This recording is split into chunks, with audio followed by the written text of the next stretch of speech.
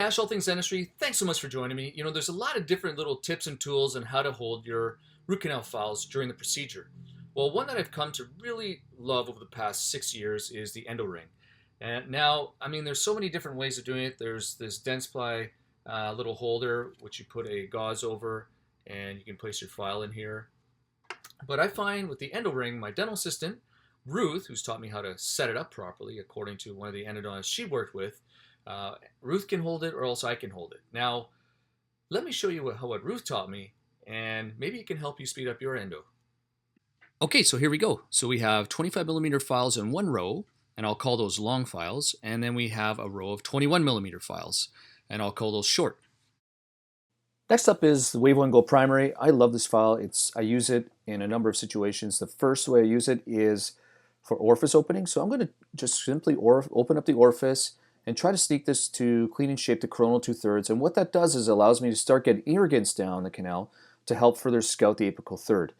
So what I've been doing now is having a 31 millimeter file available, because you know those times when you sink a 25 millimeter file and it goes right to the rubber stop or right to the hub, and there's no way you can get a proper working length? Well, having a 31 millimeter file can totally help solve that problem by giving you a little more space on the shank to get a better working length. So last on the sponge is a hand file, a nickel titanium hand file, and you can see it's super flexible here, and you can tell it's a nickel titanium because the little square is half colored.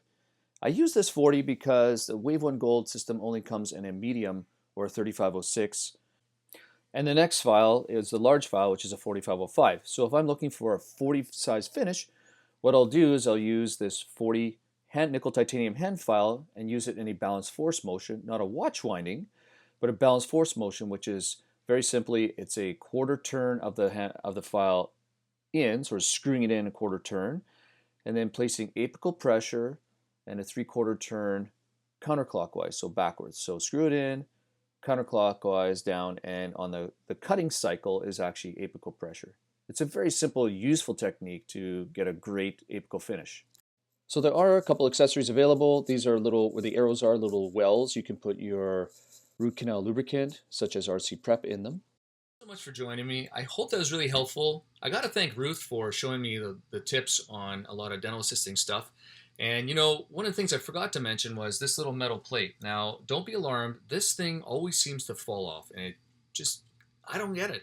It's because the little table and the little holder always seems to bend, and then this friend never seems to stay on there. Now, you can sterilize it on your own and then put it on. It's up to you. I typically don't use it, but I don't think that's right or wrong. Don't forget to subscribe, and your comments are always appreciated. We'll see you soon. Cheers.